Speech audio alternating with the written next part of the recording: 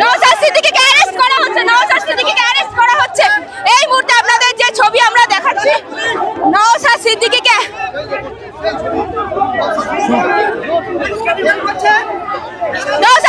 Arrest করা হয়েছে।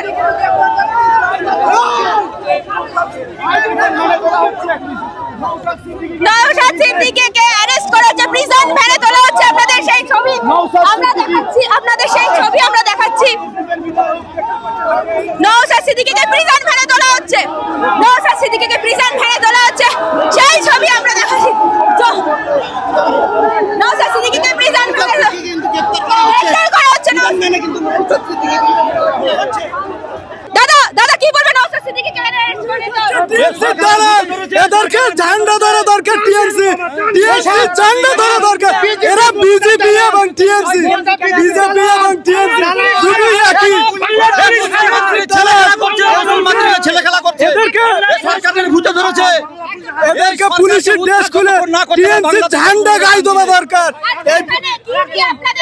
মূলত আমাদের যে মুসলমান ওয়াকফ বিল বাতিল করার জন্য এবং এই পুলিশদের জন্য যে ডিএ পাচ্ছে না, তাদের জন্যই আজকে আমাদের এইসব আন্দোলন।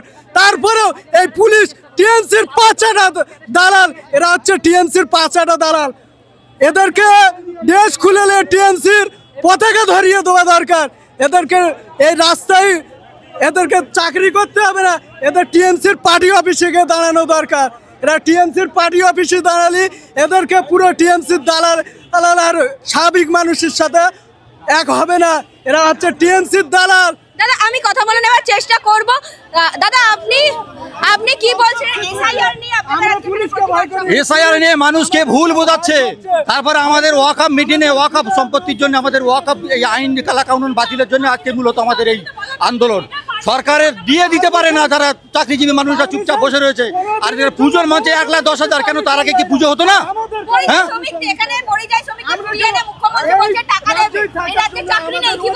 এ রাজ্যে চাকরি নেই। মুখ্যমন্ত্রী নিজে বলছে যে তোমরা চপ ভাজো। এখানে নিজেরা খেতে পায় না, কি তাদের দিয়ে দেবে আর কি তাদের পরিচয়?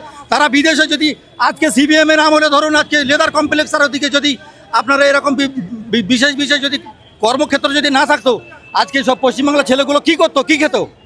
হ্যাঁ, একটা কর্মসংস্থান নেই বাংলায়, স্কুলগুলো শেষ হয়ে যাচ্ছে। বাংলার রাজপথে আমরা ততক্ষণ পর্যন্ত থাকব যতক্ষণ না পর্যন্ত কালো কানুন প্রত্যাহার না হয় এবং ভারতবর্ষ জুড়ে এসআইআর এর নামে যে ডিভোটার করার চক্রান্ত, তার যতক্ষণ না পর্যন্ত প্রত্যাহার করা না হয় এবং পুরো ভারতবর্ষ জুড়ে যে পরিযায়ী শ্রমিকদের উপরে অত্যাচার করা হচ্ছে, ততক্ষণ না পর্যন্ত তার নির্যাতন বন্ধ না করা হয়, ততক্ষণ পর্যন্ত আমরা রাস্তায় থাকছি। এবং পুলিশকে অনুরোধ করছি, বাংলার মানুষকে অনুরোধ করছি যে আপনারা আসুন এই ধর্ণা মঞ্চে, শান্তিপূর্ণ ধর্ণা মঞ্চকে আমরা ধর্ণা মঞ্চের মাধ্যমে বাংলার মানুষকে জানাতে চাই যে এ সমস্ত কিছু আমরা চাই না।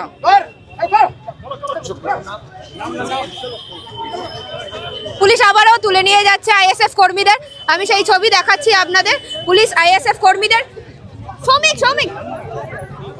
আইএসএফ কর্মীদের তুলে নিয়ে যাওয়া হচ্ছে, সেই ছবি আমরা দেখাচ্ছি।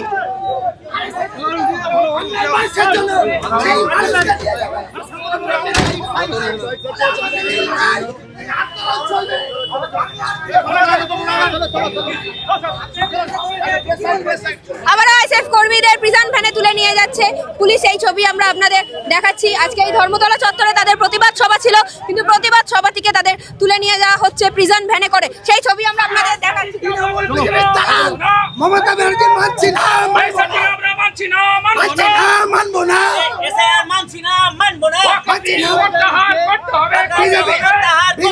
বিজেপি দালাল মমতা ব্যানার্জি দূর হটাও, বিজেপি দালাল মমতা ব্যানার্জি দূর হটাও, বিজেপি দালাল মমতা ব্যানার্জি হুঁশিয়ার, বিজেপি দালাল মমতা ব্যানার্জি হুঁশিয়ার, বিজেপি দালালি করে আজকে কলকাতায়